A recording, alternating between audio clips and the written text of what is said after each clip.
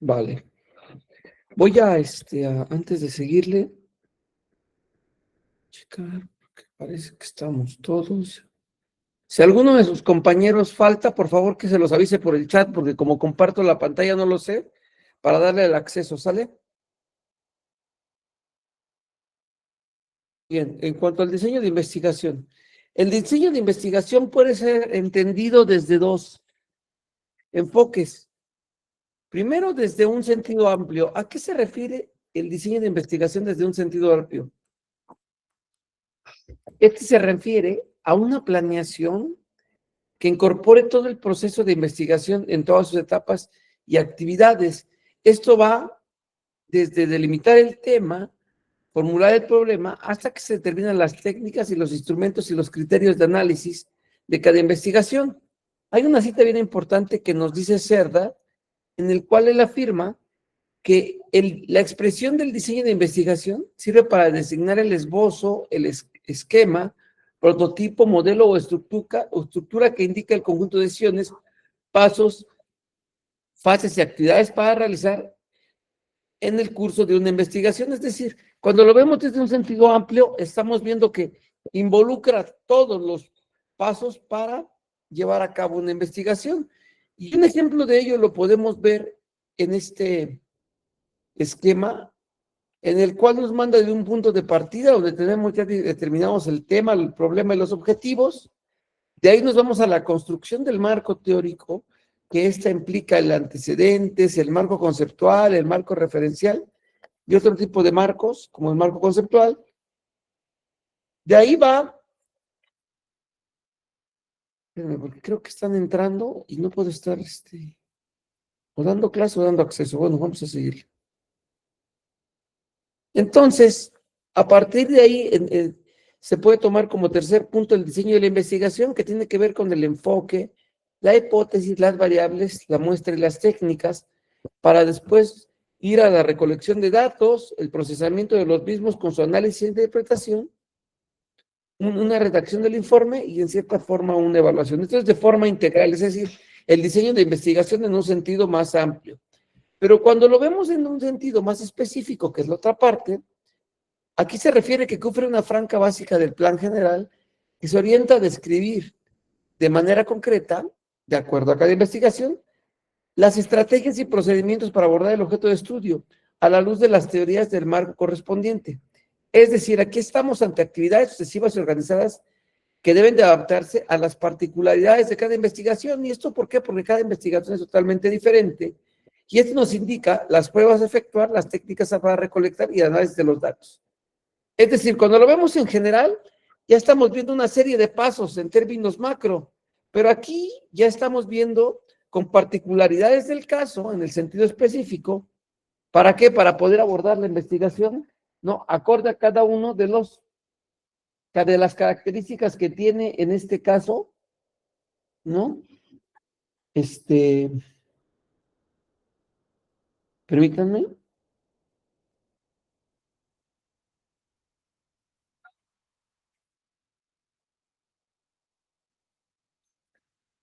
Entonces, en ese sentido, cuando es en el sentido general, es decir, habla todos los pasos, ya en el sentido específico, igual nos habla de pasos, pero aquí nos habla, ¿no? Que debe haber particularidades dentro de cada investigación que se adapta a ellas y a partir de ahí se genera la investigación. También podemos decir que en el sentido específico se usa la expresión diseño metodológico, también es conocido. ¿Por qué esto? Porque las estrategias y procedimientos se dan para recolectar los datos y abordar su análisis y constituyen su verdad metodológica. Este llamado diseño metodológico se refiere a la aplicación de un método científico que encierra un conjunto de procedimientos racionales y sistemáticos, ¿no? Que nos llevan hasta llevar a la solución de un problema o demostrar la verdad de un conocimiento.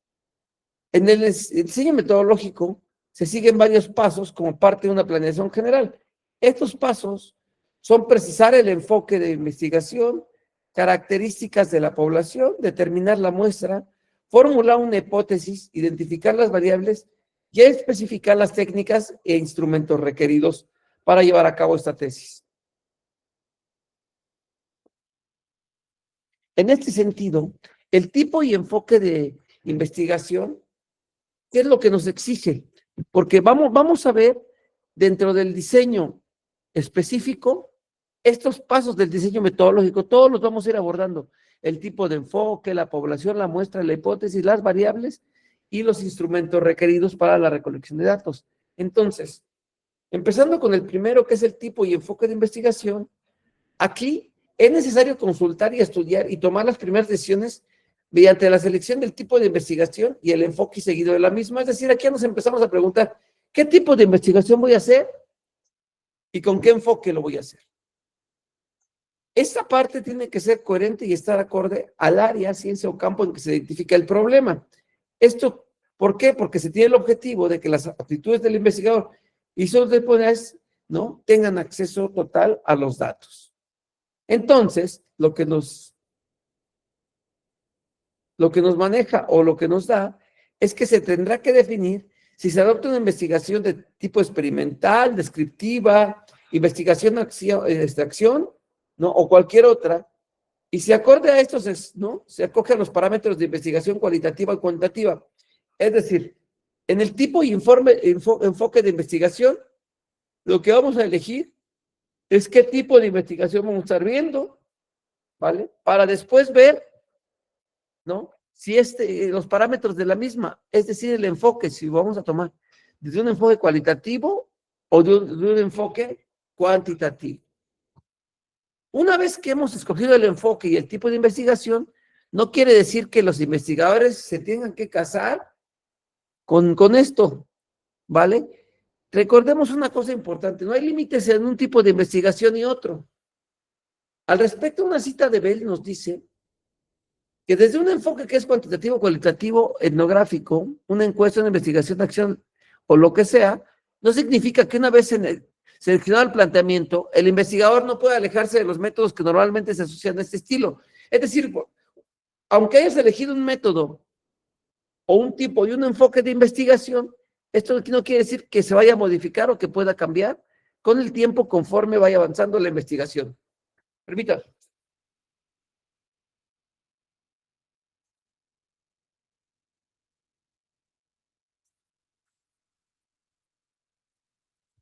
Entonces, en este sentido, es necesario partir de la identificación de qué población se va a estudiar y esta está constituida por el total de perdón, regreso al anterior. Una cosa que ustedes ya tienen que tener claro es el tipo y enfoque de investigación. A lo mejor en el tipo se pierden un poco, pero en el enfoque sí. Ya nos tienen que decir si es cualitativo o cuantitativo. Y en este sentido de decirnos si es cualitativo o cuantitativo, ¿vale? También entra una cuestión importante. Puede ser que alguien tenga un enfoque mixto, ¿vale? Se puede hacer, sí, pero tiene que demostrar ese punto. Y entonces aquí viene una pregunta para ustedes, ¿no? Abdiel, ¿qué tipo de investigación, con qué enfoque vas a hacer? ¿Cualitativo o cuantitativo?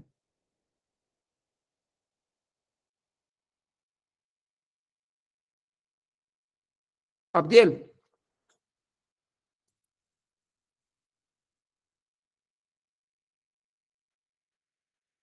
Abdiel, puedes escribirlo si no en el chat.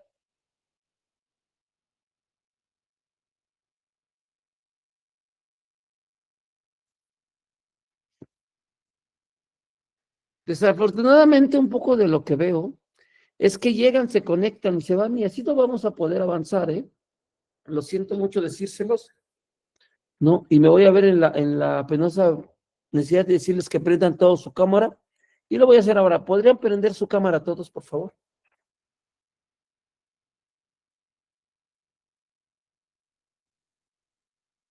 Muchas gracias, así por lo menos sé quién está y quién no, ¿vale?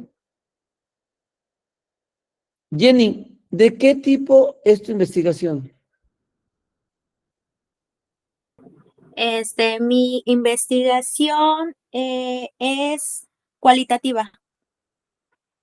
Muchas gracias. ¿Por qué elegiste eso? Elegí una investigación cualitativa ya que yo me voy a basar en las perspectivas que tienen las educadoras al respecto de la teoría de, bueno, con respecto a la comunicación dialógica. Entonces no lo voy a hablar o no lo voy a desarrollar en cuestión numérica, sino lo voy a desarrollar en cuestión más cualitativa, interpretar esa correlación que existe entre la nueva escuela mexicana, la parte de comunicación dialógica y las perspectivas de las educadoras, la brecha real que existe. Entonces, en este sentido, yo elijo el enfoque cualitativo, ya que no voy a estar hablando Vale, tanto pues de números, cuantificar. muy bien, gracias. Wendy, ¿qué tipo de investigación, con qué enfoque vas a hacer?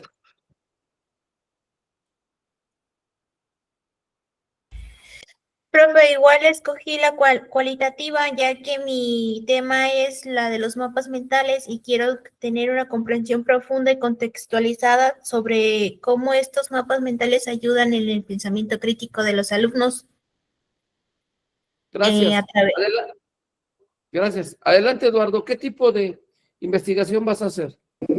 En mi caso, igual, como mis compañeras, cualitativo, esto en el sentido de que en mi investigación planteo recuperar experiencias, puntos de vista, perspectivas, y de igual manera, pues los instrumentos de recolección de datos serían en torno a esto, ¿no? Entrevistas, diálogos de campo, observaciones, análisis.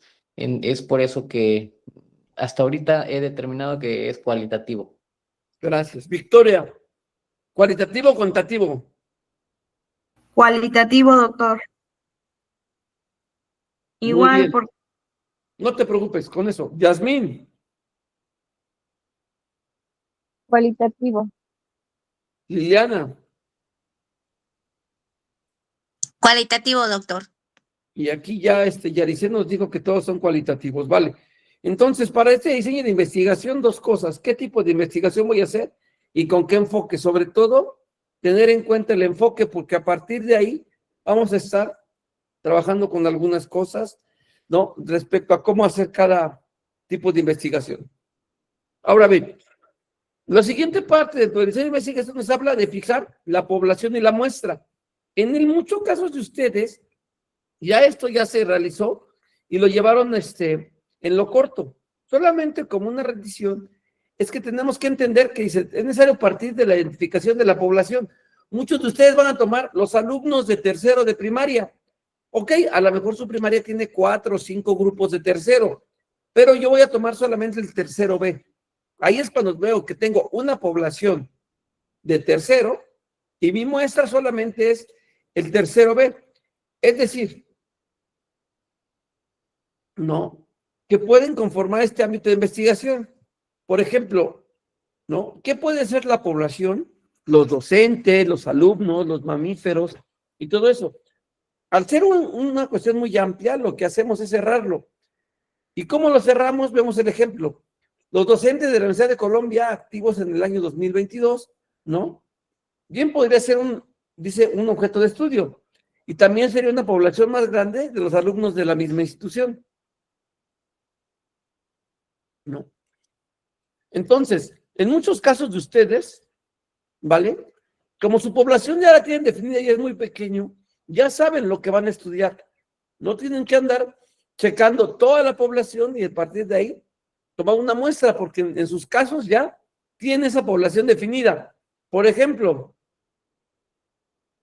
¿no? Yasmín, ¿cuál es tu población?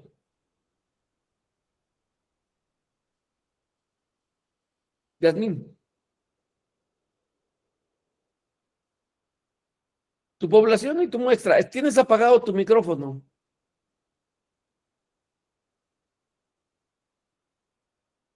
Los alumnos de cuarto, quinto y sexto grado y solamente ellos. No estoy contemplando docentes ni ¿Cuántos alumnos de alumnos primaria. estamos hablando? 18, ¿Entre cuarto, quinto y sexto? sí. Muy bien. ¿Y cuántos estudiantes componen la primaria? 32. Ahí estamos hablando de que toda la población sería 32 y tu muestra se especifica a estos que nos acabas de mencionar. Muy bien. En tu caso, Victoria, ¿cuál es tu población y cuál es tu muestra? Mi población son los alumnos del tercer semestre y son como 40, 41 alumnos. Pero ¿cuántos alumnos incorpora toda la escuela? La escuela son más de 1,300 alumnos. Ahí tenemos una cuestión importante, que toda tu población son 1,300, pero lo especificaste a estos 40. Muchas gracias, Eduardo. Igual, en mi caso, la población pues son los alumnos o docentes en formación de la escuela normal, y en este caso yo estoy considerando una muestra tal vez de 15 personas o estudiantes en este caso me enfocaría a un nivel, a una licenciatura en particular. Vale. En tu caso, Blanca.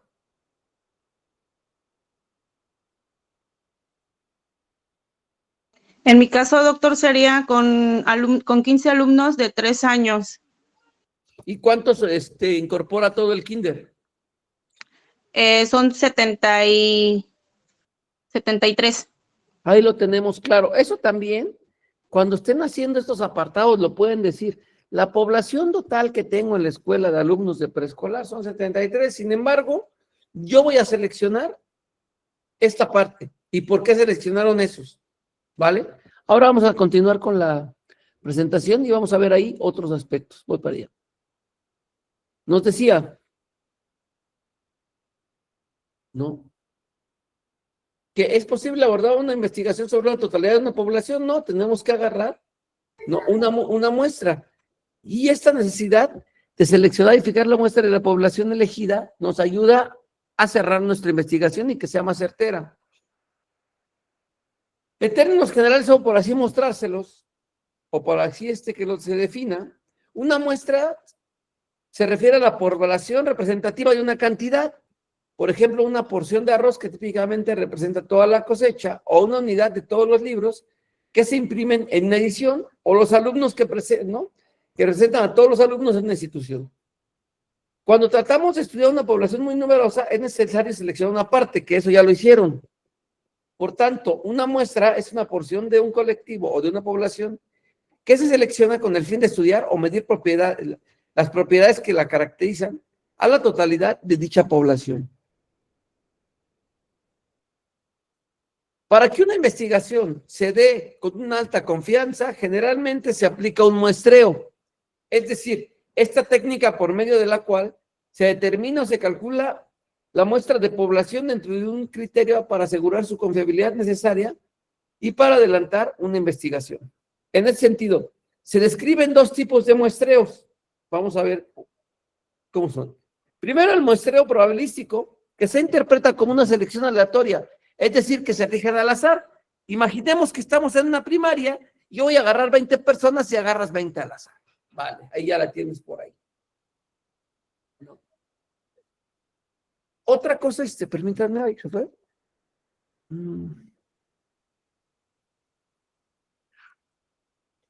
Permítanme, creo que se nos fue.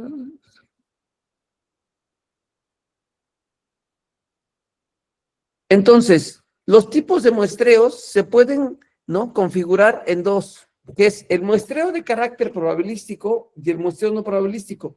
De aquí se va a desarrollar, sin que ustedes lo hayan definido, cómo es que eligieron su muestra. A partir de ahí, el muestreo de carácter probabilístico, ¿no?, se interpreta como una selección aleatoria, es decir, que se rige por el azar.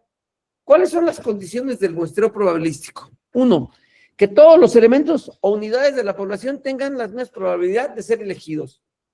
Cuando ustedes eligieron un grupo por otro, ahí todos tenían la posibilidad. Sin embargo, ustedes, o por cercanía o por ventaja a la información, eligieron a esas personas.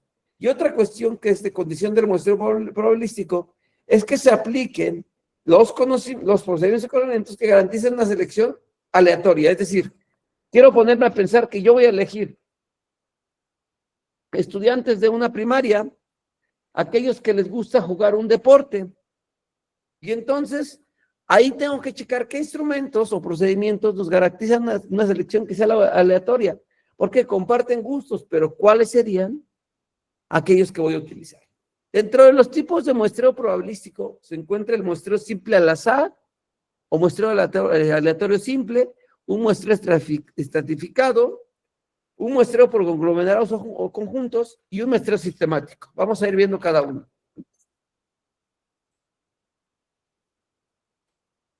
En cuanto al muestreo probabilístico, este se divide en muestreo simple o al azar o muestreo aleatorio simple.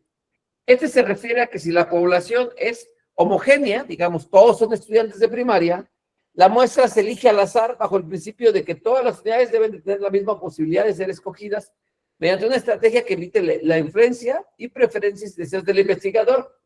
Es decir, en este muestreo simple, uno busca, ¿sale? Uno busca a aquellas personas de forma aleatoria. No es que, voy a hacer una encuesta, pero voy a hablarle a los chicos que son más participativos. No, aquí es aleatorio. Otro tipo de muestreo probabilístico es el muestreo estratificado. Este se refiere a que cuando la población no es homogénea, esta se clasifica según sus características en grupos o estratos y luego al azar determinan las unidades asegurando la proporcionalidad según los estratos. Es decir, ¿no? Que aquí estamos ante una población que no comparten todo, ¿vale? A lo mejor tienen unos aspectos que comparten, pero no todo lo demás. Y esto nos lleva a dar otro tipo de clasificaciones. El tercer muestreo probabilístico se refiere al muestreo por conglomerados o conjuntos. En este caso, la muestra al azar se determina eligiendo grupos y no individuos de la población. Este muestreo es muy recomendable, pues no es fácil asegurar, ¿no?, la representatividad. Y finalmente, dentro de lo probabilístico está el muestreo sistemático, y este se practica cuando la población es demasiado grande y se dispone de una lista de sujetos o unidades para elegir, ¿no?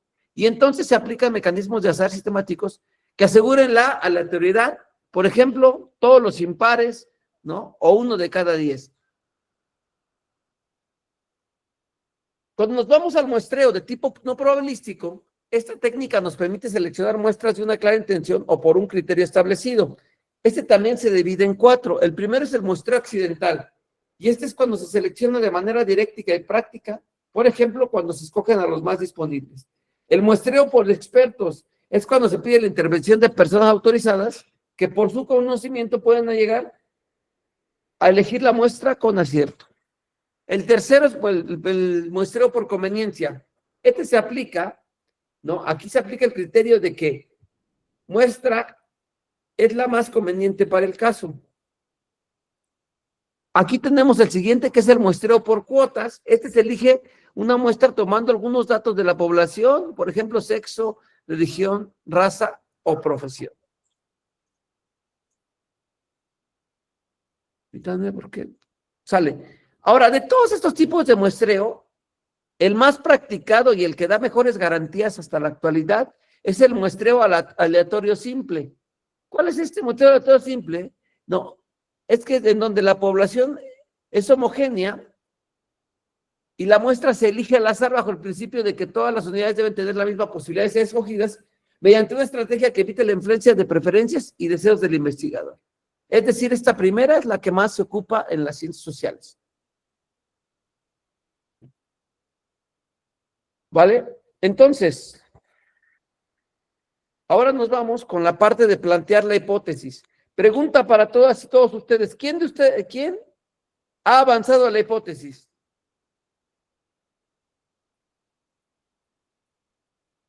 ¿Quién de ustedes ha avanzado a una hipótesis? Todavía no, doctor, en mi caso no. ¿Alguien? ¿Nadie ha avanzado a la hipótesis? No, doctor. Bueno, no se preocupen. Entonces, ¿sí se están viendo las diapositivas? ¿O se paró ahorita? Se paró, no se ve. A ver, No se visualiza, doctor. vamos a compartirlo, porque yo veía exactamente lo mismo.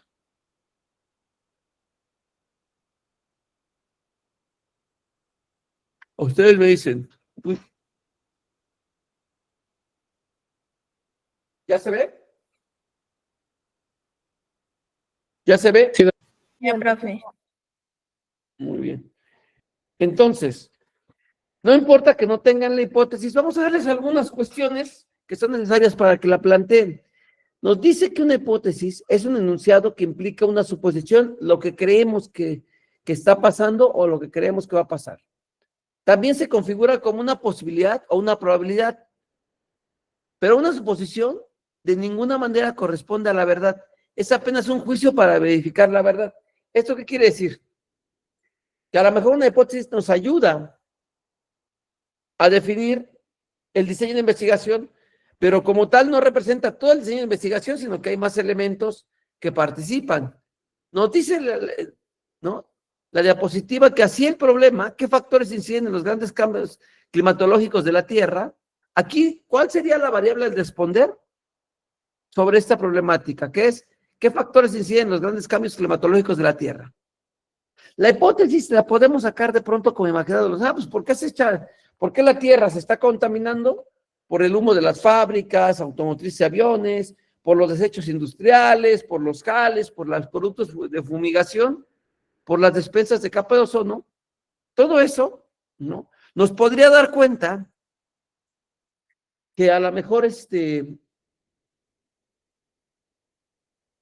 ¿cómo explicarles?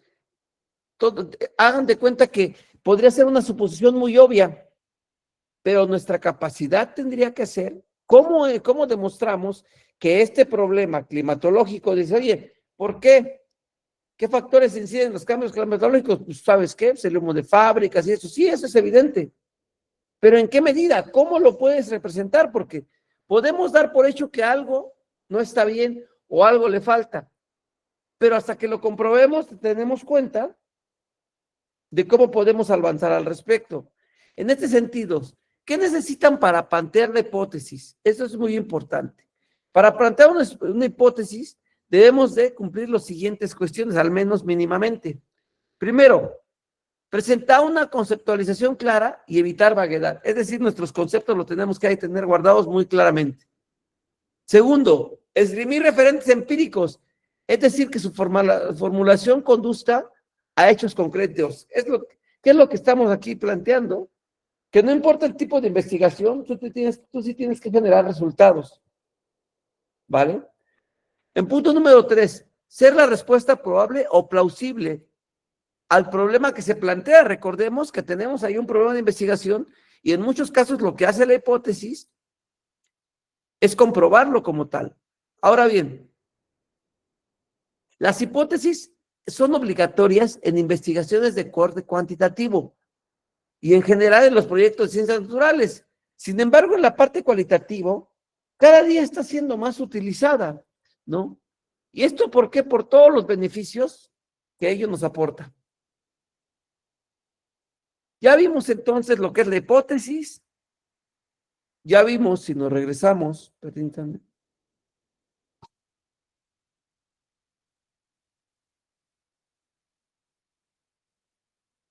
Ya vimos lo que es el enfoque y el tipo de investigación. Ya caracterizamos nuestras poblaciones, ya determinamos la muestra. Ahora, ¿qué nos sigue? Formular la hipótesis, las variables y los instrumentos, las técnicas e instrumentos requeridos. ¿Vale? En este sentido, también vamos a continuarle.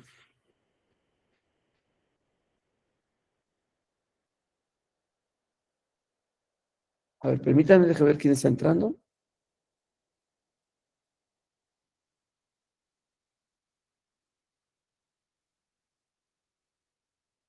Listo, ya estamos entonces. Vamos a ver quién entró.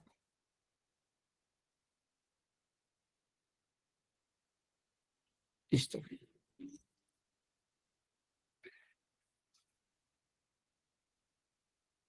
Entonces, para plantear hipótesis, hay muchas clases de hipótesis. Tenemos que empezar hablando por ahí, ¿vale? Estas clasificaciones se hacen según su información, según su objeto, según su significado y según su extensión.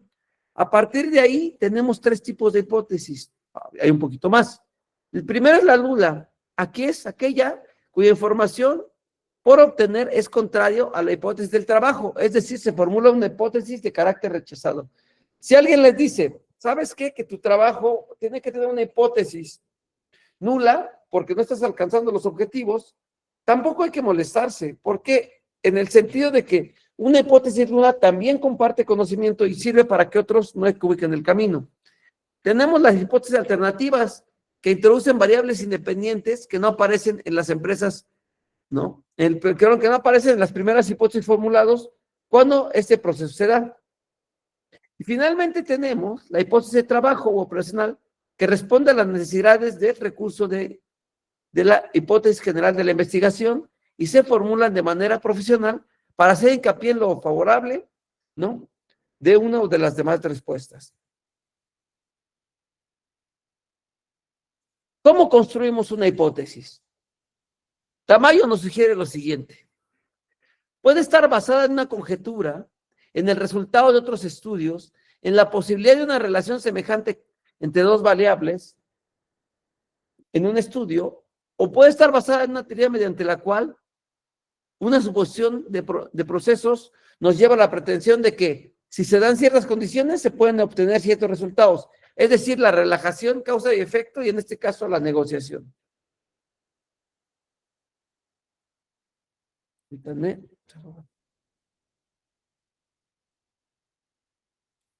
Ay, caray, aquí está.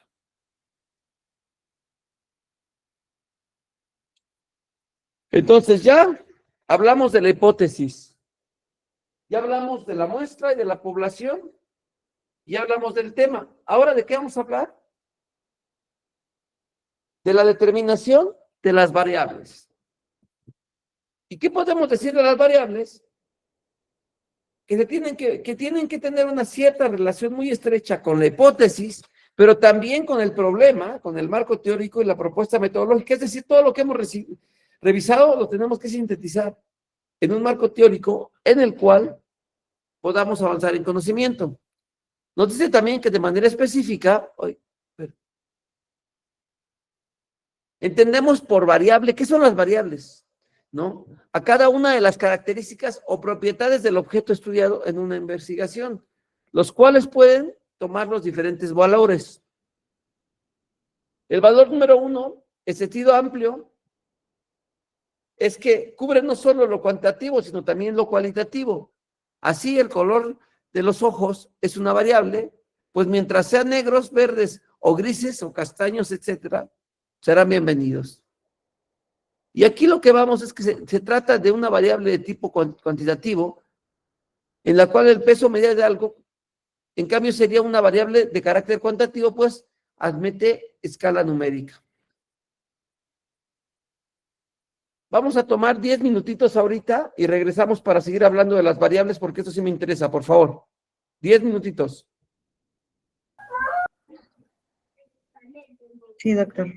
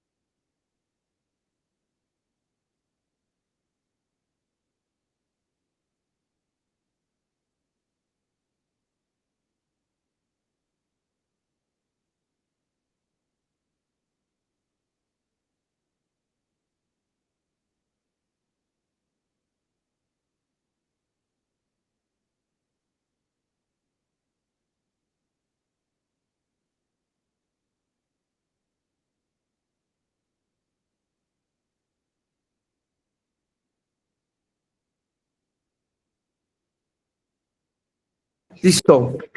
Entonces, vámonos con las variables. Ay, a ver, permítanme tantito. Permítanme un momento.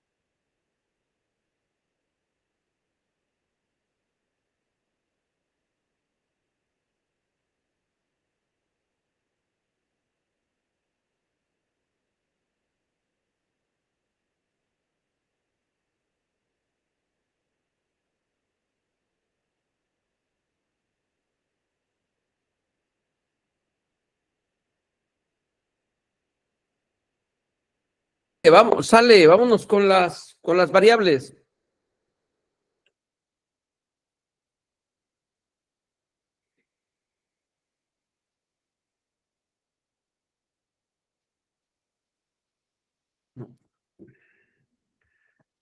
Entonces, ¿qué es esta cuestión de las variables?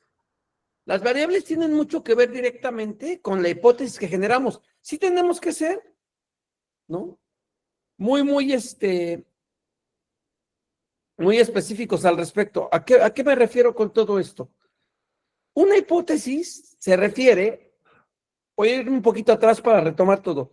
Una hipótesis se refiere, ¿no?, a aquella creencia que tengo yo sobre un tema. Es decir, ¿qué es lo que pienso que está pasando o que puede pasar? Estamos aquí, ¿no?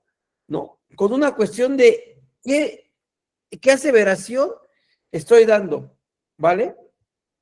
Entonces, creo que me adelanté mucho, los muestreos, perfecto, ¿no?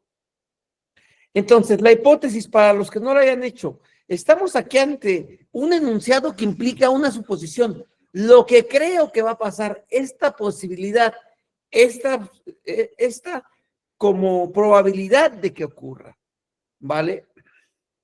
Pero esta suposición de ninguna manera corresponde a una verdad, pues apenas estamos, ¿no?, por verificarlo todo. Les voy a dar un ejemplo.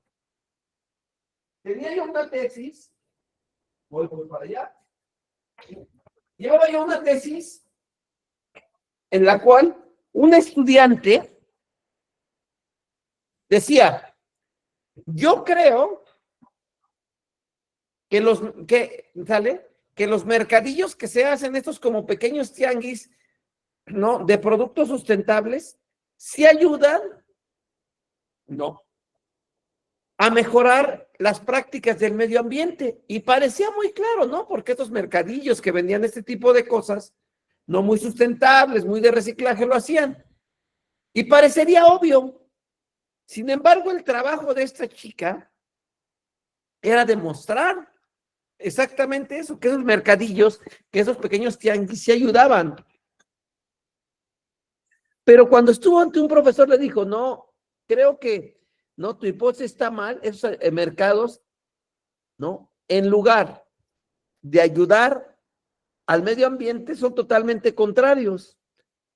la alumna se quedó, caray, pues es que usted me está echando a perder toda mi suposición, ¿no? Y la alumna se casó con la idea, no, si estos mercados ayudan. Cuando terminó su tesis y leímos sus comentarios, nos confesó, tenía razón el profesor que me lo dijo, esos mercados, más allá de ayudar al medio ambiente, ¿no? Ayudan a perjudicarlo y crear otros factores como la gentrificación. Vale. Entonces, a veces estas suposiciones no nos dan, no necesariamente nos dan. Nos casamos con la suposición, pero hasta que lo comprobamos, es la forma en que ya podemos verlo. Yo a veces leo en ustedes, es que no hay comprensión lectora porque no hay una buena estrategia, hay que verificarlo.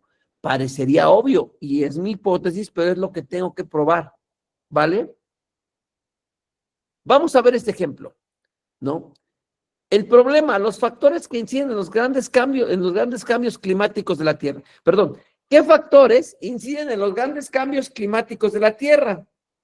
Pues ustedes dirían, pues mire, es muy fácil, el humo de las fábricas, ¿no? De automotores y de aviones, los desechos industriales de los productos, lo que debilita la capa de ozono, ¿no? Todo eso son los factores del cambio climático y parecería, ¿no?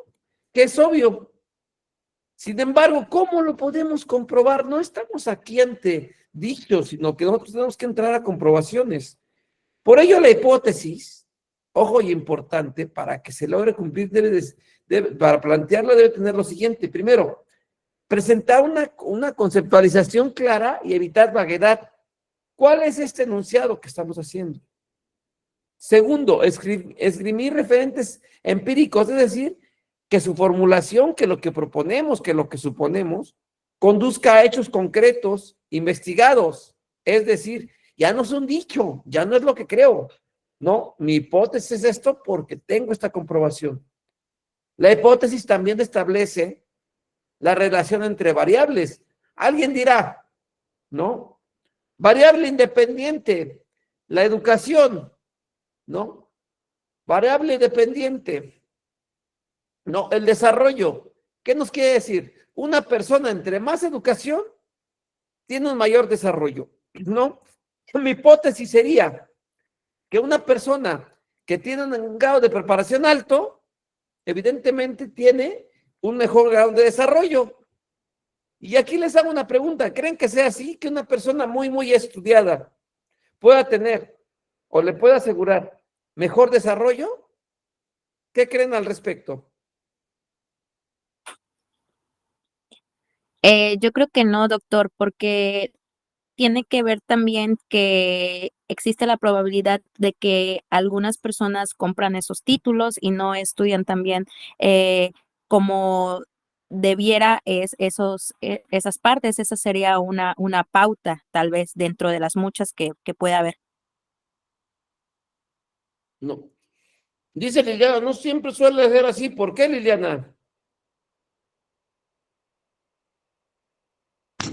Porque en ciertos casos las aptitudes, las capacidades que muestran las personas pueden ser capaces de resolver situaciones de manera veraz y eficiente que a una persona con ciertos estudios, ¿verdad? Con más estudios, influye mucho lo que son las habilidades y capacidades de cada uno, la dedicación, el interés y sobre todo el saber resolver ciertas situaciones que se nos pueden presentar en el contexto.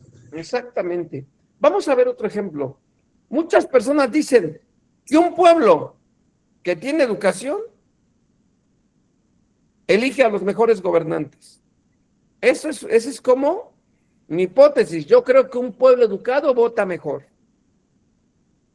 ¿Vale? ¿Ustedes qué creen? ¿Que mi hipótesis es verdadera, es falsa?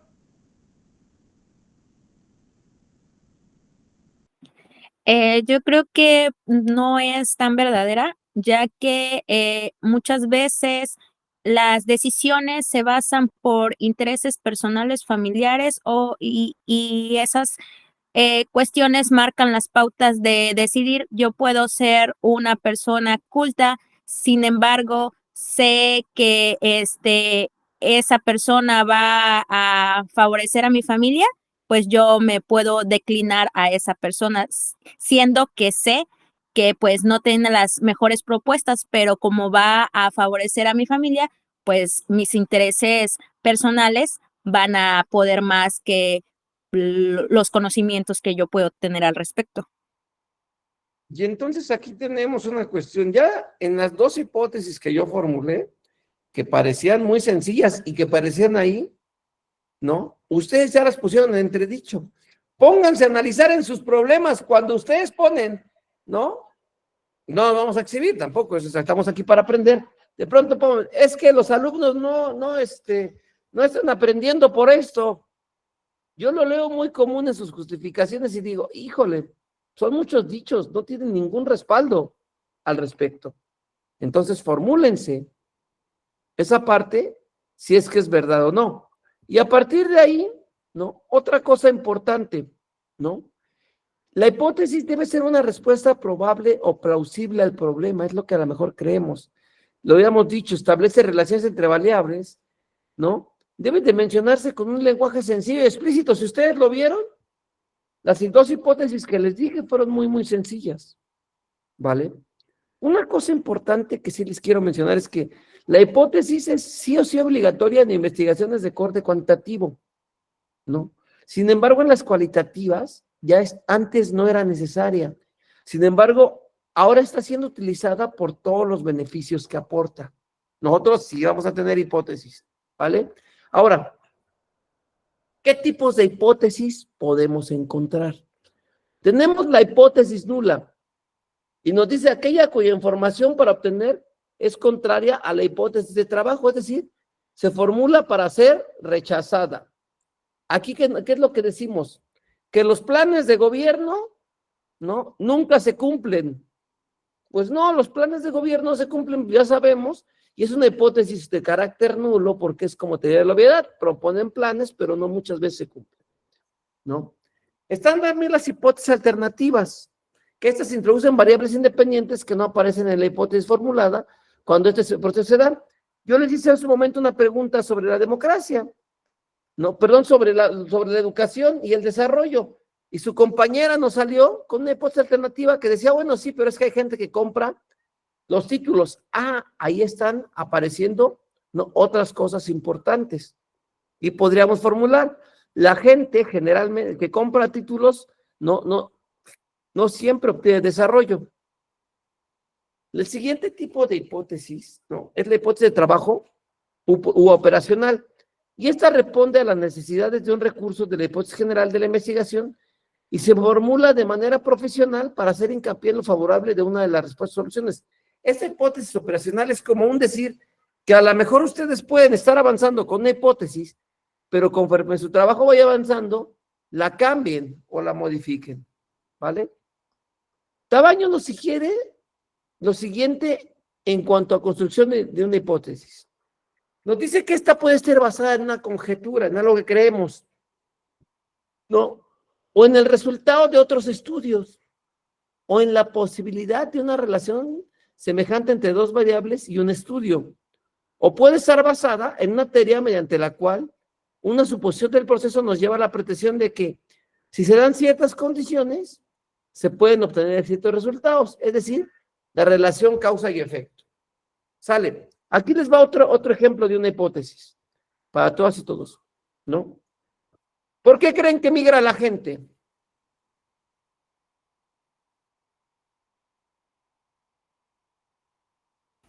¿Por qué creen que la gente migra? Por falta de ¿Mande? oportunidades. Falta de No hay trabajo. oportunidades. No hay trabajo, ¿qué más? Yo considero que migra Situación porque económica.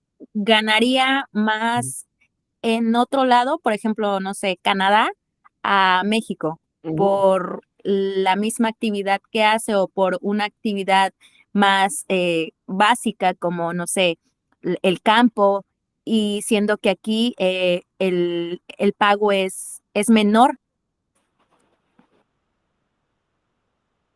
Vale, pues todas sus respuestas están correctas, sin embargo, todas sus respuestas responden a un orden de tipo neoclásico. Todas van de la mano del dinero, de la economía.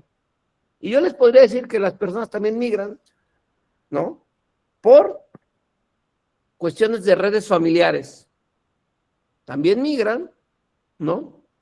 Y mucho por esta imaginación del contexto, en el sentido de que si es un pueblo que todos migran, pues es una cosa que hacen todos. También migran, sobre todo las últimas dos, por cuestiones naturales. Ahora que tuvimos las inclemencias, no sé si saben que hay pueblos que totalmente desaparecieron, hay comunidades. Y esas comunidades ya no van a poder vivir donde vivían, porque no hay forma. También migran por cuestiones climáticas. Y ojo, y importante, en algunos casos, la gente está migrando, ¿por qué? Por la violencia, ¿no? Entonces, no. Si sacamos la hipótesis, la gente migra por cuestiones económicas, dinero, mejores oportunidades, ganar más, tiene razón, pero es parcialmente, porque la gente también migra por otro tipo de condiciones sociales. ¿Estamos de acuerdo? Y entonces ahí empezamos a encontrar otro tipo de cuestiones y vemos que la tesis, o la hipótesis que teníamos en un principio, se cumple con parcialidad, ¿no? Porque hay otros factores que también ayudan o impulsan a la gente a migrar. Vale. Entonces, ténganlo eso muy claro cuando elaboren su hipótesis. Ahora nos vamos con determinar las variables. Las variables, lo dijimos, tienen que ver directamente con la hipótesis, ¿no? ¿Y por qué tienen que ver? Se los acabo de decir. Tengo dos variables, por ejemplo, un pueblo educado, ¿sale?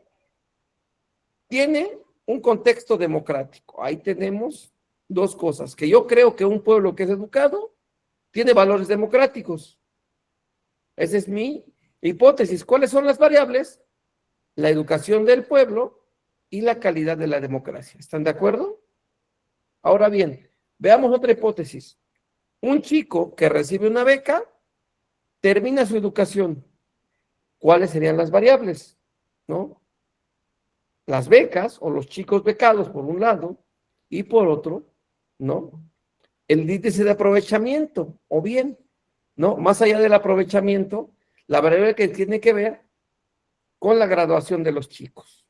¿Ven cómo van ligadas las variables en este caso? Es que no, es una relación causa-efecto. Si tengo esto, voy a tener esto. ¿Vale? Ahora bien, las variables se utilizan para designar cualquier característica de la realidad que puede ser determinada por observación y puede mostrar diferentes valores de una unidad de observación. De forma más específica nos dice, entendemos por variable a cada una de las características o propiedades del objeto estudiado en una investigación, las cuales pueden tomar los siguientes valores. En el sentido amplio, ¿no? Cubre no solo lo cuantitativo, sino también lo cualitativo. Por ejemplo, el color de los ojos es una variable, pues es posible que sean negros, verdes o grises. Y se trata de una variable de tipo cualitativo, ¿no? El peso o la medida de algo, en cambio, será una variable de tipo cuantitativo, porque aquí estamos hablando de peso y medida, ¿vale? Que es una cuestión que se mide y acepta escala numérica. Tenemos otro tipo de variables, que son las continuas. Es cuando entre una y otra se pueden dar diferentes posibilidades intermedias. Por ejemplo, el precio de los artículos o la altura de una persona. Y también tenemos las variables discretas o discontinuas, ¿no? Que tienen una posición intermedia. Por ejemplo, el número de personas de un grupo donde no es significativa la fracción. Para que podamos determinar el tipo de variables por sus relaciones, algunos autores señalan de manera de ilustración 4 tipos de condicionamientos en los hechos, es decir, cómo podemos plantear estas variables, cómo las podemos determinar. Primero, las condiciones necesarias son las que son indispensables para que se produzca un hecho. Por ejemplo, condición necesaria para abrir una venta es que haya compradores del artículo, ¿vale? Condición necesaria para que haya un alumno reprobado, para que sea una beca, es que existan los alumnos. Condiciones suficientes son las que están presentes en un hecho, pero estas se pueden producir por otra causa. Por ejemplo, para morir es suficiente dejar de respirar, pero también podemos morir por otros factores, como cuál, de vejez, por un accidente, ¿vale? pero la condición suficiente es con que dejes de respirar, ya es suficiente para morir. A continuación, las condiciones contribuyentes. Esta se refiere cuando inciden decisivamente del hecho, ¿no? Pero no son necesariamente insuficiente. Por ejemplo, una condición contribuyente para viajar es la fatiga por el trabajo, pero no necesariamente insuficiente, ¿no? Digamos, ¿no? Que la gente se cansa del trabajo. Bueno, vale, en este sentido, no quiere decir que para viajar necesariamente tengamos que estar cansados. Nosotros también podemos viajar por necesidad o por otro tipo de gustos. Otro tipo de condición es la contingente. Se refiere a circunstancias que pueden o no determinar el favorecer el hecho. Por ejemplo, un buen compañero de estudio puede favorecer a que yo apruebe la asignatura. De pronto, ¿no?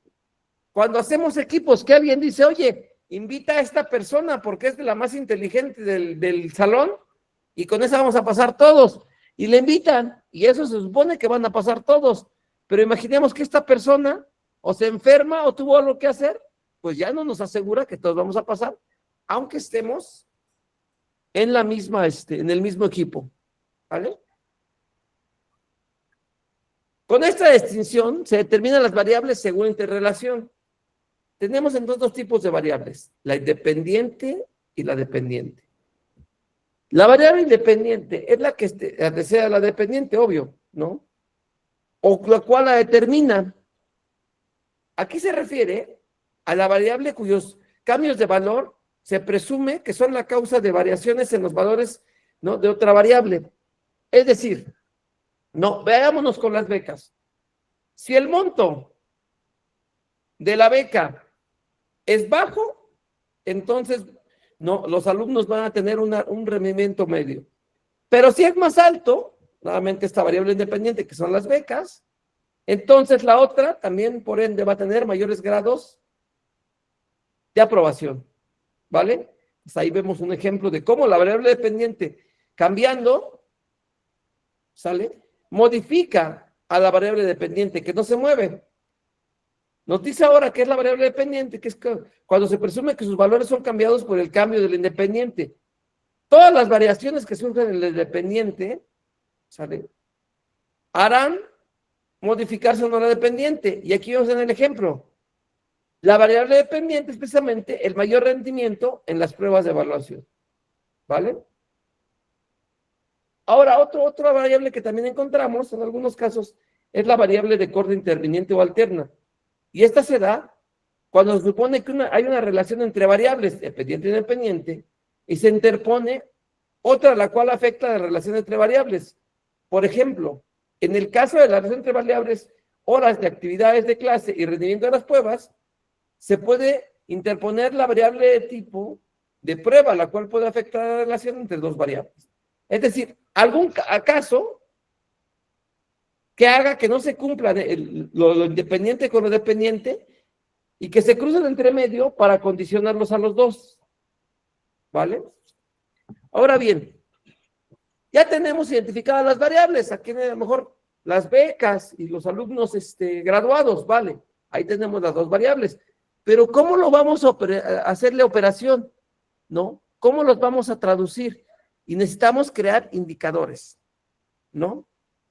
Si nos vamos a las becas, ¿cuál puede ser el indicador? El número de alumnos becados, el monto de las becas, ¿no? Esos son, digamos, son en cierta forma los indicadores que me van a dar. Y en el otro lado, a lo mejor el índice de reprobación, el índice de aprobación, el número de graduados, ¿no? La eficiencia terminal, pueden ser, ¿vale?, los indicadores de estas variables. Es decir, yo elijo mi variable, pero el indicador es aquello, evidentemente, como dice su nombre, que se puede medir, ¿vale? Nos dice que un indicador es una característica de la realidad que se presta a la medición, resultado de la definición operativa de un concepto. Ahora bien, en un principio los indicadores sirven para medir los llamados referencias empíricos, como pueden ser comportamientos, pensamientos y condiciones objetivas de la existencia de los seres, objetos y fenómenos. ¿Por qué? Porque en muchos casos, al ser de carácter cualitativo, pues dirán, oiga, ¿y cómo mido la felicidad? Ah, vale, a lo mejor no la puedes medir, pero sí puedes medir un grado de satisfacción. En cuanto a la escala de medición por medio de indicadores, se nos dicen que debemos saber que una escala nominal de corte cualitativo, por ejemplo, en cuanto a la variable de rendimiento académico, se podrá mencionar la aprobación de una prueba o la asistencia a clase como indicadores nominales, ¿no? Es decir, para que los chicos se gradúen también, se puede sacar un indicador del número de asistencias que tienen. Y tú puedes decir, aquel alumno que tiene más del 95% de asistencias, ¿no? Es el que se termina graduando. Ahí hasta nos salió una hipótesis. Otra cuestión a llamar en cuenta es la escala ordinal, que tiene que ver con el orden y rango. Por ejemplo, el sistema de calificaciones puede ser reprobado, aprobado, excelente o sobresaliente. La siguiente es la escala proporcional. Esta escala proporcional es una medición de tipo cuantitativo que implica comparaciones con puntos de referencia, una vez, 2 veces más, etcétera. Entonces, hasta aquí hemos visto lo siguiente, ¿no? En el diseño de investigación, y me voy a regresar a una diapositiva, permítanme. Ya hemos visto el enfoque y tipo de investigación que debe tener su diseño, las características de la población y cuál es su muestra. Ya vimos cómo se formula una hipótesis y hablamos de las variables que van a ocupar. Pero ahora nos vamos con un punto muy importante. ¿Qué técnicas e instrumentos requerimos, ¿vale?, para llevar a cabo nuestra investigación? Y entonces, aquí es cuando tenemos que escoger la técnica que vamos a ocupar. ¿Y cuáles son, no, esas técnicas para recoger nuestros datos? Nos dice, vamos a referirnos a algunas técnicas más usadas por las y los investigadores, empezando por las 3 técnicas convencionales, ¿no?, del obligatorio conocimiento. Esto se refiere a la observación, la entrevista y la encuesta. Vámonos con el primer punto. La observación. En el caso de la observación, ¿no?, nos dice que es uno de los ejercicios más inmediatos del ser humano, así es, pues permite acercarse al mundo cotidiano y conocerlo, orientarse en él y evitar peligros y solventar sus necesidades.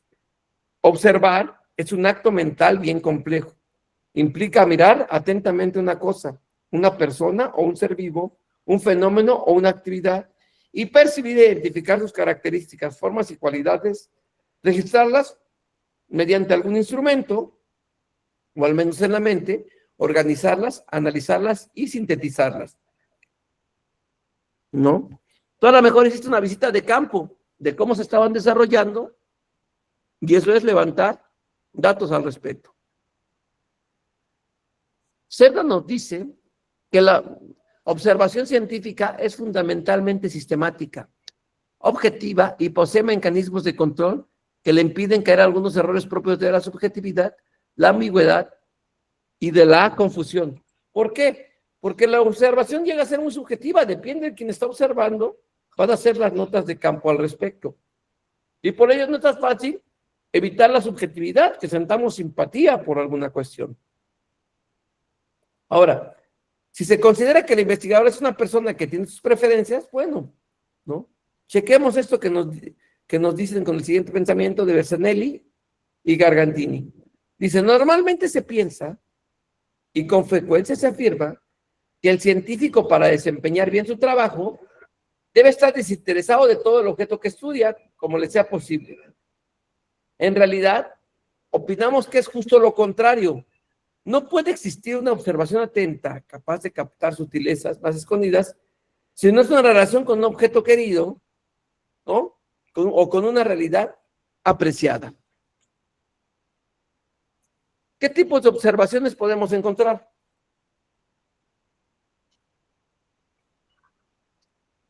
Aquí encontramos algunas y podemos ver la observación participante. Nos dice que esta es muy usada en las ciencias sociales y se da cuando el investigador se hace parte de la comunidad o se sumerge en ella, ¿no? Y dentro de los investigadores observan lo que acontece, las situaciones y las conductas. Aquí les digo, muchas veces dicen, estamos haciendo una investigación sobre las bebidas alcohólicas y alguien dirá, bueno, pues yo voy a hacer mi investigación participante y voy a probar todas las bebidas y de ahí sacar mi resultado. Vale, pues parecería interesante para algunos, para otros no. ¿No? Les voy a dar un ejemplo. Hay un libro de Mario Vargas Llosa sobre una investigación participante. Este libro se llama Pantaleón y las visitadoras.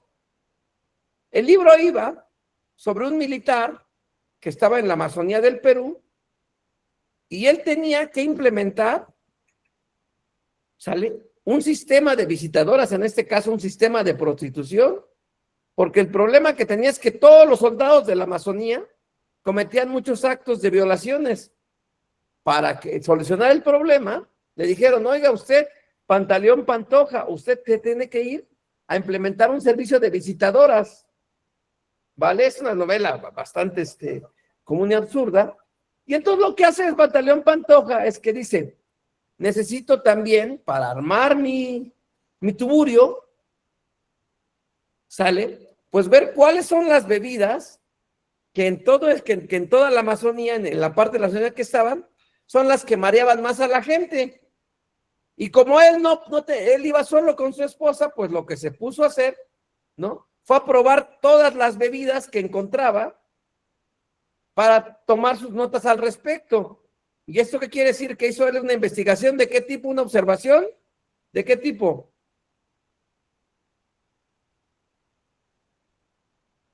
El participante. Es correcto, exactamente, ¿no? Por eso de pronto cuando les decimos, oiga, yo quiero hacer una investigación participante sobre el alcoholismo, bueno, pues habrá quien quiera tomarlo, ¿no? Que esa es una broma. Pero una observación participante es estar con la gente, hacer sus prácticas. ¿Qué es lo que están haciendo? ¿Vale?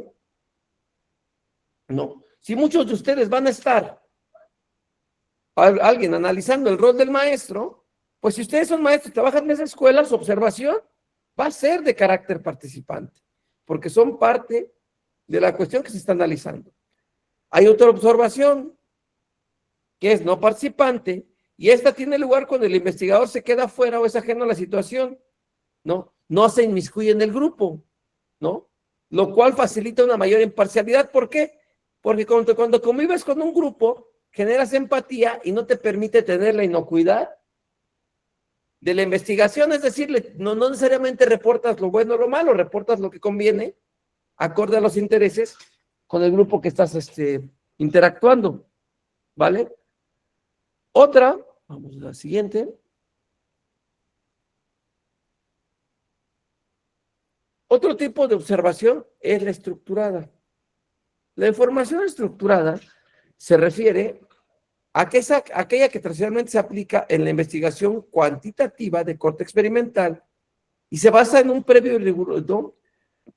previo riguroso que cubre un mapa conceptual y los criterios de observación. No, es una observación, nos dice, cerrada, sistemática y controlada, y por eso no es usual en ciencias sociales. Es como cuando ya tienes todo el medio ambiente controlado al respecto. Siempre es bien bueno el cine para ayudarnos a dar los ejemplos. Hay una película de Jim Carrey, es viejita, tiene unos 20 años, que se llama The Truman Show. En The Truman Show, ¿vale?, hacen que un niño desde que nace lo graban como si fuera un reality, como si estuviera en la casa de los famosos, pero imaginen que el niño, desde que nace, lo empiezan a grabar. Y al niño, ¿no?, empiezan a grabar este programa, al niño le controlan todos, los amigos, con quién tiene que relacionarse, y todo es un reality, pero un reality así como muy, muy macabro, porque pues el pobre niño de pronto se da cuenta que todo el ambiente lo tiene estructurado. ¿Por qué o cómo? Porque todos se lo eligen, no elige absolutamente nada. La trama de la película es cuando el chico se enamora de una chica diferente, que no es la que busca todos los que tienen el reality. Y los que hacían el reality, que estaba hecho con sociólogos, realizaban una observación de tipo estructurada, porque todo estaba controlado.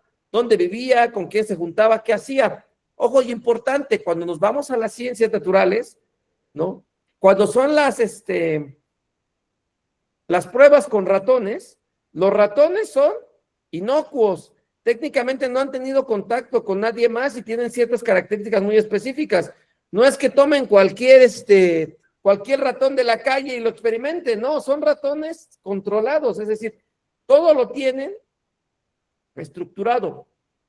Y cuando nos vamos a la observación estructurada, esta es una práctica con mayor flexibilidad que permite un mayor margen al investigador para determinar los aspectos con la mirada que se realiza. Es decir, una entrevista que haces sin que nada esté controlado.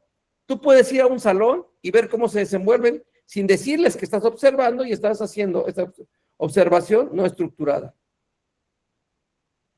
Vale. A continuación, tenemos o mencionamos que la observación es una herramienta fundamental en la investigación etnográfica y es muy usada en educación y en general en las ciencias sociales. ¿Por qué? Porque tú aquí tomas comportamientos y este es la más apropiado para los propósitos del investigador, ¿no? En el punto de vista etnográfico, pues aplica su observación con el fin de identificar y registrar escenarios y sucesos de la población, la cual realiza su estudio. También se suele mencionar la investigación por introspección o extrospección, usadas por los psicólogos, o la observación clínica. Pero ojo, y importante aquí, en la cuestión que es etnográfica, ¿y a qué me quiero referir? ¿No? Que cuando, por ejemplo, en migraciones, para ver un poco, ¿no? ¿Cuál era el sentido de los diferentes grupos migratorios, es decir, cómo se comportan? Una de las cosas era ver sus prácticas. Alguna vez me tocó analizar qué es lo que hacían los diferentes grupos migratorios, o los grupos migratorios, cuál era su trayectoria cuando llegaban a ciertos países, aquí en el caso de España. Y entonces, por ejemplo, veías el grupo de dominicanos, primero viajaba, ¿no? Se instalaba y trabajaba, generalmente los dominicanos buscaban trabajar en cuestiones de hostelería, es decir, en los restaurantes, o bien de dependientes en tiendas, o dependientes en tiendas. Una vez que ya se iban acoplando, su siguiente estrategia era poner un locutorio o un lugar de donde hicieran llamadas y donde también un negocio donde se arreglaban el pelo. Y una vez que tenían eso, ya empezaban a traer a la familia que tenían en República Dominicana. En el caso, por ejemplo, de las paraguayas, nos dimos cuenta que ellas llegaban no a trabajar en servicios, no a trabajar en hostelería, llegaban como internas en casa, a trabajar en casas. El primer año lo pasaban de internas todo el día en casa para juntar dinero, el segundo ya lo hacían, ¿no? Nada más yendo a trabajar y saliéndose. Los lunes siempre, como libraban, ¿no? No tenían el día libre. El lunes ellos se iban a divertir a bares que abrieran los domingos en la noche. ¿Y cuál era la estrategia? Después del segundo año, al tercer año, traían a sus esposos, en cuarto año, o sus hijos, y en quinto año, ¿no? Ya intentaban montar un negocio. Esto que les acabo de decir, si bien se hizo con entrevistas, también se hizo con observación. Es decir, no, se hizo con etnografía, ver qué hacen, ver cómo se mueven, estar en los sitios migratorios en este caso. Entonces, para ustedes la etnografía es ver los comportamientos, ver todo ese tipo de cuestiones. ¿Vale? Ahora bien, vámonos con la siguiente, ¿no? ¿Qué es la encuesta? ¿No? Algunos autores le llaman un cuestionario, otros le dicen que es un instrumento, que es la herramienta, ¿no? Para las preguntas. En la encuesta, lo que nos permite es la recolección de datos que proporcionan los individuos de una población, o más comúnmente una muestra de ella, para identificar opiniones, apreciaciones, puntos de vista, actitudes, intereses o experiencias, entre muchísimos otros aspectos. ¿no? Y esto mediante la aplicación de cuestionarios que técnicamente están diseñados para tal fin. Actualmente en nuestros días, la encuesta se ha convertido en el procedimiento más utilizado de las investigaciones de tipo social y educativo, y también en estudios empresariales, de mercadeo y de sondeos de carácter político. La encuesta se aplica en su totalidad, ¿no?, a la totalidad de la población. Cuando la encuesta se aplica a la totalidad de la población, se llama censo. En cambio, cuando se aplica a una fracción o muestra, se le puede llamar sondeo. ¿Cuáles son las ventajas de la encuesta? Primero, que nos permite el acceso más generalizado a los miembros de la población. Segundo, que se puede preguntar de manera indirecta, poco personalizada, evitando el posible cara a cara, lo cual les da mayor libertad a las personas encuestadas para responder. Y tercero, asegura cierta objetividad en los datos recogidos en la medida de que la información es proporcionada por personas distintas al investigador. Pero también hay desventajas. Y esta desventaja de las encuestas es la complejidad, tanto por la exigencia técnica de las preguntas, como por las dificultades para su aplicación, pues no siempre es exitosa la obtención de respuestas ni la realización oportuna. Es decir, si tengo un mal instrumento, mi encuesta no funciona. Si yo no planteé bien las preguntas, eso no funciona. ¿Vale? Las encuestas las encontramos de diferentes tipos. Tenemos encuestas abiertas. Estas se caracterizan por ser espontáneas y libres, ¿no? Aspecto que les proporciona a quien se lo hace es mayor libertad para ser encuestado, pero eso no hace fácil, ¿no?, tabular todo lo que entendemos, porque cada quien responde diferente. No obstante, son las que proporcionan información más rica y más variada. Tenemos también las encuestas cerradas. Son aquellas cuyas preguntas y respuestas son específicas y concisas, cuando preguntas sí y no. Según este tipo de cuestionarios, son fáciles de responder, y también para tabular, pues exigen mayor preparación técnica del cuestionario. Aquí es un sí y no, bien, mal, más o menos. Tenemos también las encuestas descriptivas, y este instrumento es apropiado para investigaciones, ¿no?, de este tipo, que averiguan la forma y características del fenómeno de la población. Por ejemplo, el lugar, situación, configuración, relaciones y aspectos dificultosos. Como el nombre lo indica, las encuestas explicativas buscan explicaciones, es decir, averiguar causas y factores del por qué y cómo se dan en situaciones. No importa cuál tipo de encuesta veamos, es importante tener en cuenta que para cuando se elijan, ¿no?, se preparen y se apliquen, además de confrontar los objetivos formulados, también conviene poseer una información previa sobre las características de la población y los intereses, actitudes y aspiraciones y creencias respecto a los informantes. ¿Qué es lo que queremos dar cuenta aquí? Que por lo menos leamos un poco a quién vamos a entrevistar, a qué tipo de población y cómo lo vamos a enfrentar.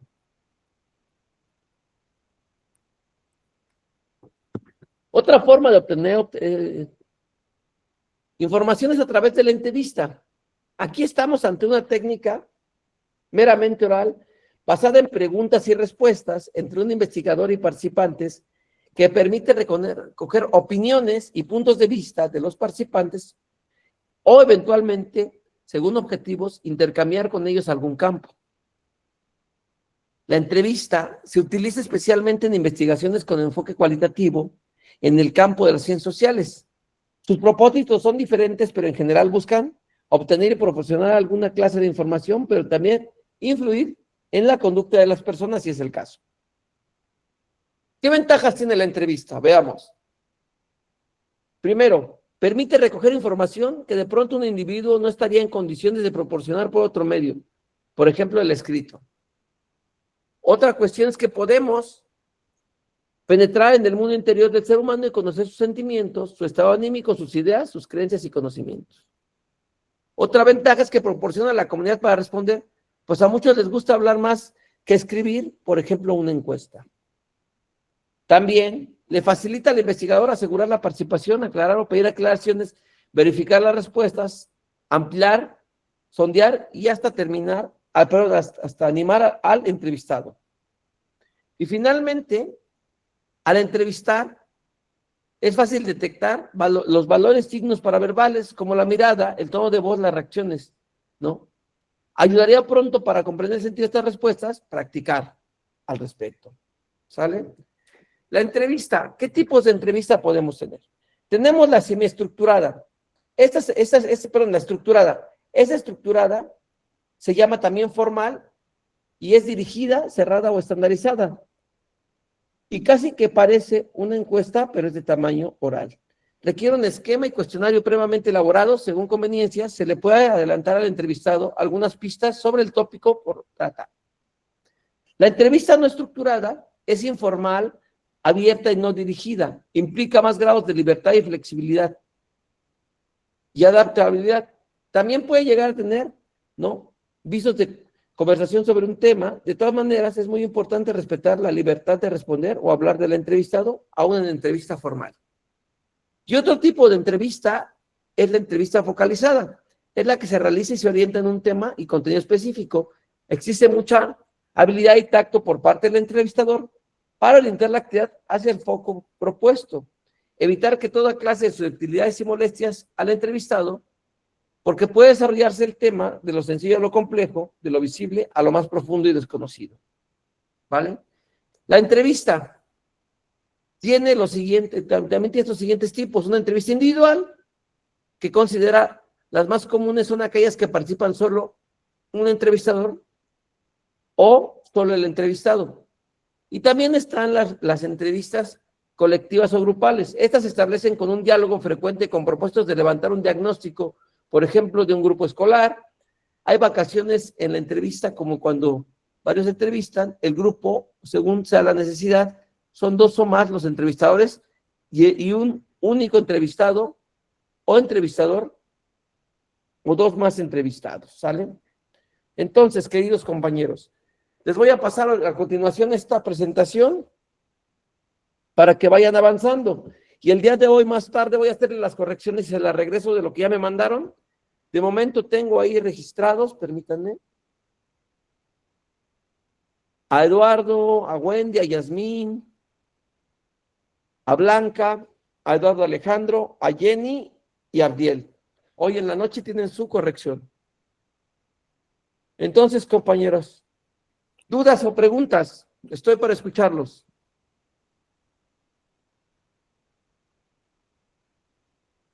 ¿Dudas o preguntas?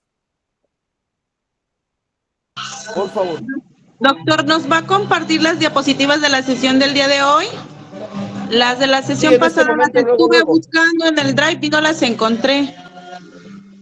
Ahorita le las pasamos porque para eso ya tenemos el grupo, ¿no? ¿Cómo le pusieron al grupo?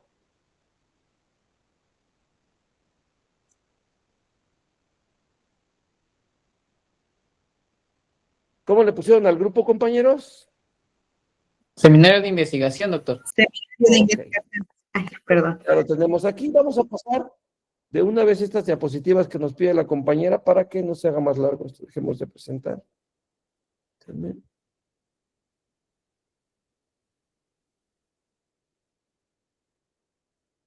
Aquí está. Listo, ya la tienen. Y de la anterior. Enfoque de investigación y problemas comunes. Sale. Ya los tienen ahí las 3.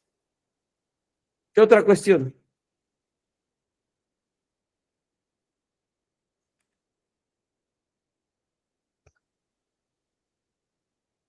¿Qué otra cuestión? ¿Dudas o preguntas? Con independencia, doc, de las actividades que nos proyectó en las diapositivas, vamos a entregarle la hipótesis y demás cositas como el Todo esto cronograma. tiene que venir. Ujú. Excelente. Sí, Eso sí. tiene que venir. Es decir, ¿qué es lo que vamos a entregar? Un escrito en el cual ya venga su título. Les voy a enseñar también a hacer un resumen. Después de hacer el resumen, las palabras clave, que son 5. Después de eso, pues vamos, ¿no?, con la definición del problema, la justificación. Y una vez que tenemos esos 2, los objetivos general y específico, el diseño de investigación que implica todo lo que les acabo de decir y el avance del marco teórico. Eso es todo lo que vamos a entregar.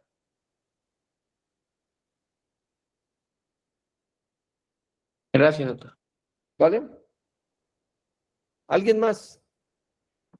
Entonces se las vamos a ir mandando conforme le vayamos avanzando o usted nos va a ir diciendo, por ejemplo, como el seminario No, anterior ya que como nos vayan ponía. ustedes. De por sí ok. ni me las mandan, así que el que mande le corrijo. Ya nada más tenemos un día clave para entregar todo. Gracias, doctor. Es obvio, si ya lo revisé, para mí ya es más fácil y ya le avanzo. Vale, ¿quién más? ¿Dudas? Doctor, yo una duda, no logré anotar una antepenúltima. Después dijo justificación, objetivo, y después de esa, ¿qué sigue antes de avances del marco teórico? La definición del problema.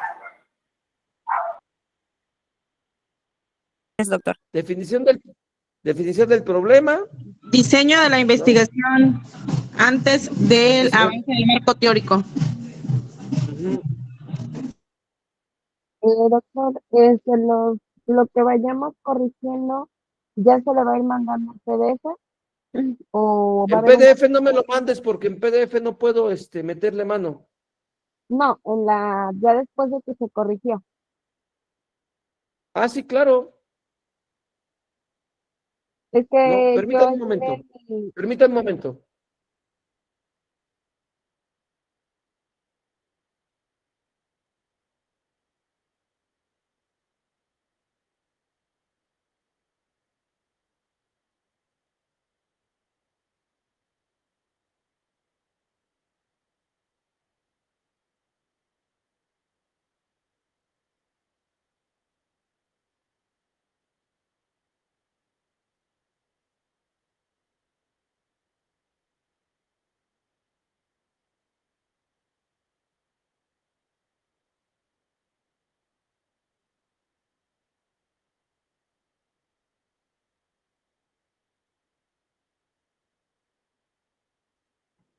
Listo.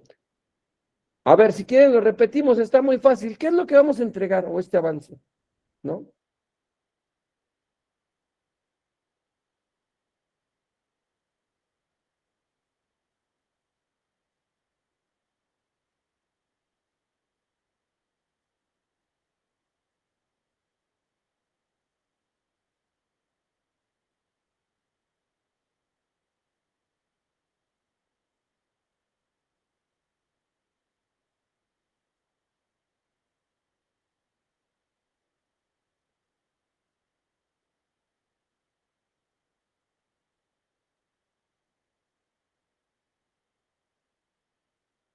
Listo. Ahora sí, entonces, ¿qué tengo que entregar? ¿O qué tendría yo?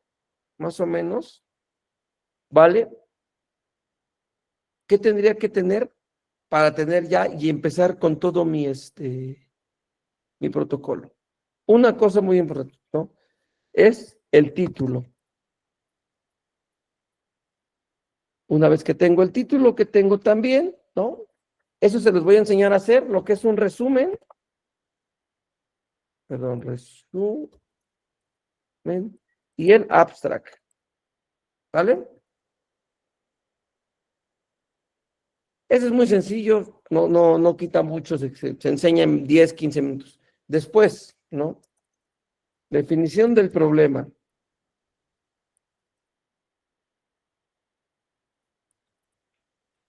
¿Sale? Justificación.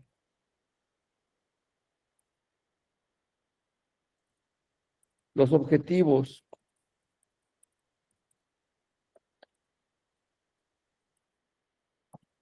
General y específico. ¿Vale? El diseño de investigación. ¿Qué es lo que nos lleva el diseño? La muestra. ¿Qué más? ¿Qué vimos hoy? La hipótesis, ¿no? El tipo de investigación, el enfoque, ¿no? Y la recopilación de datos, ¿cómo la van a hacer?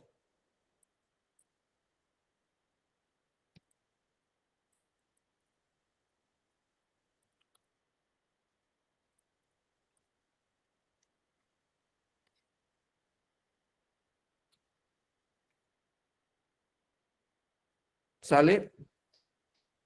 Y ya que tenemos el diseño de la investigación, el marco teórico.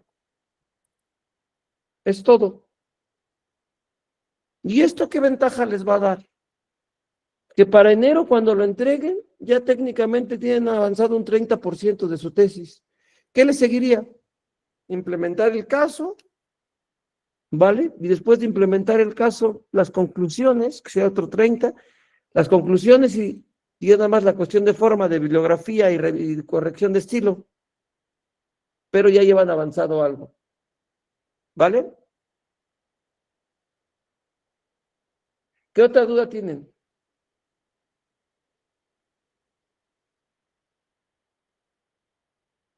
¿Dudas?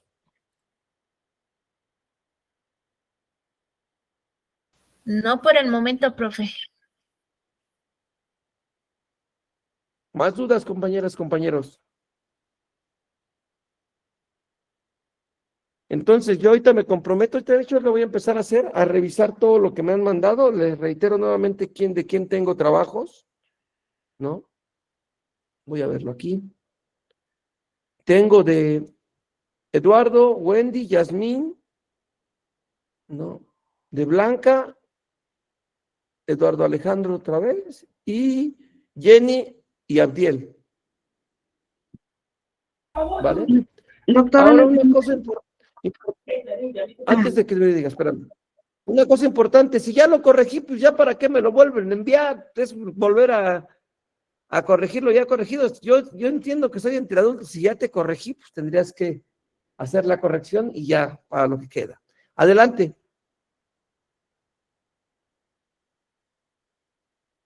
Adelante.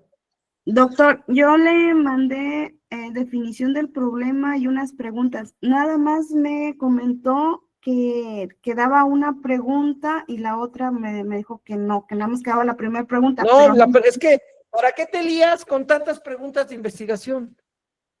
Las preguntas de investigación van dentro de la definición del problema. Pero ¿para qué quieres tantas preguntas? Cuando tu caso, la primera te cubre todo, ¿para qué? Si tú agarras más preguntas, buscas más variables, ¿eh?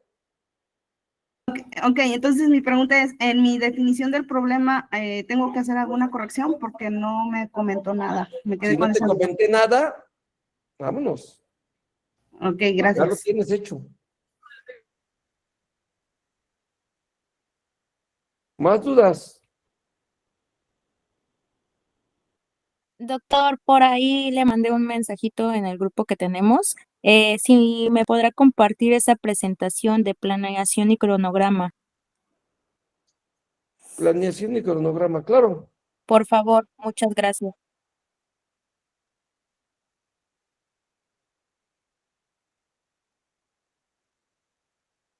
Planeación, cronograma y también el esquema. Ahí les va. Muchas gracias, doctor. Listo.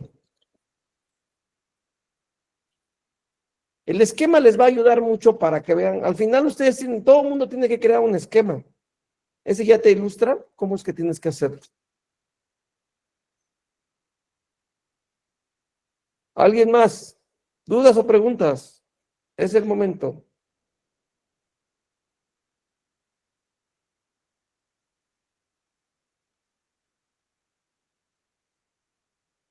¿Dudas o preguntas, compañeras y compañeros?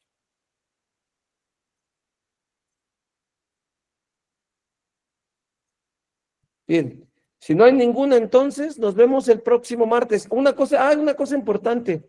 También por lo que he visto, también les voy a ayudar con cuestiones de redacción, con algunos tips, porque sí he visto que sí, a veces es necesario. ¿Vale? Sí, doctor. Entonces, le dejamos hasta aquí. Que tengan muy buena noche. Gracias. Sí, doctor, muchas Gracias, gracias. doctor. Igualmente. Gracias, doctor, igualmente. Excelente noche.